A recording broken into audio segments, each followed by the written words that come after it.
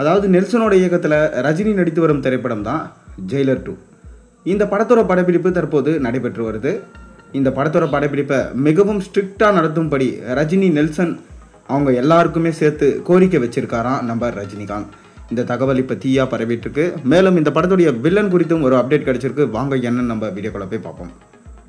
அதாவது ரஜினிகாந்த் தற்போது நெல்சனோட இயக்கத்தில் ஜெயிலர் 2 என்ற திரைப்படத்தில் நடிச்சுட்டு வராரு. 2023ஆம் ஆண்டு ரஜினி மற்றும் நெல்சனோட கூட்டணியில் வெளியான திரைப்படம் தான் ஜெயிலர். இந்த படம் மிக பெரும் வெற்றி படமாக அமைஞ்சது. முதல்ல இந்த படத்துக்கு மிக பெரும் ஹைப் எதுவும் இல்லாமல் தான் இருந்தது.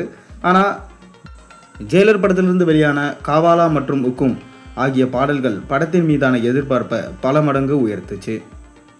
அது மட்டும் இல்லாமல் ஜெயிலர் படத்தின் இசை வெளியீட்டு விழாவில் ரஜினி பேசியதும் படத்தின் மீதான ஹைப்பை உயர்த்த இந்த படத்திற்கு மிக பெரும் எதிர்பார்ப்பு நிலவியது. அந்த எதிர்பார்ப்புகளை பூர்த்தி செய்த ஜெயிலர் திரைப்படம் கிட்டத்தட்ட 700 கோடி வரை வசூலித்து பிளாக் பஸ்டர் வெற்றியை பெற்றது. இதனைத் தொடர்ந்து இந்த படத்தோட 2ஆம் பாகம் உருவாக இருப்பதா கடந்த பொங்கல் பண்டிகையை முன்னிட்டு அறிவிப்பு வெளியானது. வழக்கமாக நெல்சனோட ஸ்டைலில் ஒரு ப்ரோமோவோட ஜெயிலர் 2 அறிவிப்பு வெளியானது. ஆனால் இந்த படத்தில் நடிக்கும் நடிகைகள் பற்றி எந்த ஒரு அறிவிப்பும் இல்லை. இருந்தாலும் எஸ்.ஜே. சூர்யா இந்த படத்தில் வில்லனாக நடிப்பதாகவும், முதல் பாதியில் நடித்த சிவராஜ்குமார் மற்றும் மோகன்லால் 2ஆம் பாதியிலும் நடிப்பதாகவும் தகவல்கள் வந்தது. ஆனால் இந்த தகவலும் எந்த அளவுக்கு உறுதியான தகவல் என தெரிவிக்கப்படலை. இந்நிலையில் சில நாட்களுக்கு முன்பு ஜெயிலர் 2 திரைப்படத்தோட படப்பிடிப்பு துவங்கியது. இதனை படக்குழுவினும் அதிகாரப்பூர்வமாக அறிவித்தாங்க. இந்த படப்பிடிப்பில் பார்த்தீங்கன்னா வழக்கத்தை விட படக்குழு மிகவும் ஸ்ட்ரிக்டாக இருக்கிறாங்களாம். படப்பிடிப்பில் கலந்து கொள்ளும் அனைவரும் தங்களின் மொபைல் ஃபோன்களை வெளியே கொடுத்து விட்டு தான் படப்பிடிப்புக்குள்ளே நுழைஞ்சு வராங்களாம்.